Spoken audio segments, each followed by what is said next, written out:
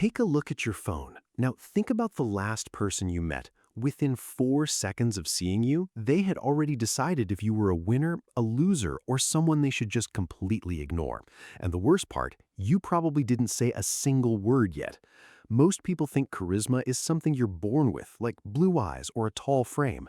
But there's a hidden psychological cheat code used by the top 1% of CEOs and world leaders that forces people to trust you instantly. And once you see it, you'll realize why you've been feeling invisible your entire life. We're diving into the legendary insights of How to Talk to Anyone by Leil Lowndes. This isn't your typical dry eye contact advice. It's a masterclass for anyone who's ever felt like the smallest person in the room. It's the blueprint for turning awkward silence into magnetic influence. Imagine you're walking into a high-stakes party or a job interview in downtown New York. Your heart is racing. You're checking your outfit in the reflection of your phone, wondering if you look like you belong.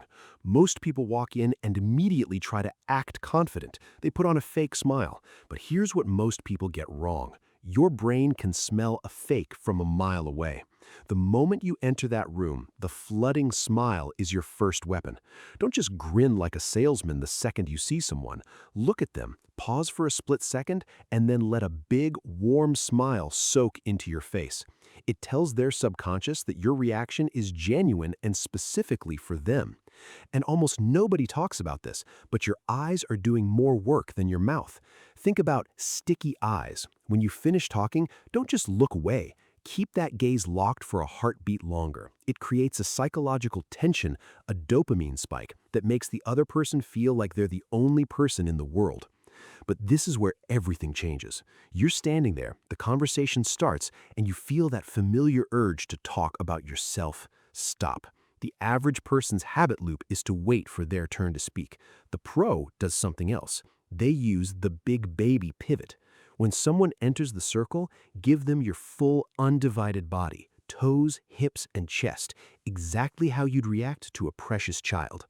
This is where the scary part comes in. If you don't do this, the person across from you feels a micro-rejection. Their brain registers it as a threat. But when you pivot, you're manipulating their attention in a way that triggers an instant liking response. You're now deep in the conversation and you realize you have nothing in common. They're talking about fly fishing or high-frequency trading. Most people panic and say, "Oh, cool." Don't do that. Use the parrot. Just repeat the last 2 or 3 words they said with a questioning tone. They'll keep digging deeper, thinking you're the best listener they've ever met, while you're actually just letting them satisfy their own ego. Stop for a second. Ask yourself, why does it feel so hard to do this? It's because your brain is wired for survival, not social dominance. We are terrified of being found out. But here's the mindset shift. The people you're intimidated by, they're just as hungry for validation as you are. They're waiting for you to lead them. If you're finding this useful, hit that subscribe button right now because we're about to pivot into the one mistake that ruins your reputation before you even get home. As the night goes on, you might feel the urge to fit in by complaining. Traffic was terrible, right? Wrong. Winners don't nix the Knicks. Never start a conversation with a negative. It links your identity to stress in their mind. Instead, use the latest news. Always have one interesting, weird, or uplifting story from today's headlines ready to go. It makes you a source of value, not a drain of energy. Now let's talk about the Hansel and Gretel method. When someone asks you where you're from, don't just say Chicago. Leave breadcrumbs. I'm from Chicago, the city that finally taught me how to survive a real winter. Give them a hook to grab onto. It's about identity change. You're no longer a stranger, you're a character in their story. But what if you mess up? What if you trip over your words? This is where the delayed gratification comes in. Most people over-apologize, which signals low status. The secret is the swiveling searchlight. If you make a mistake, don't dwell on it. Shine the light back on them. Ask a deep question. People will forget your stumble, but they will never forget how you made them feel like a star. And here is the ultimate truth. Most people are walking through life in a daze, looking at their feet, hoping no one notices them.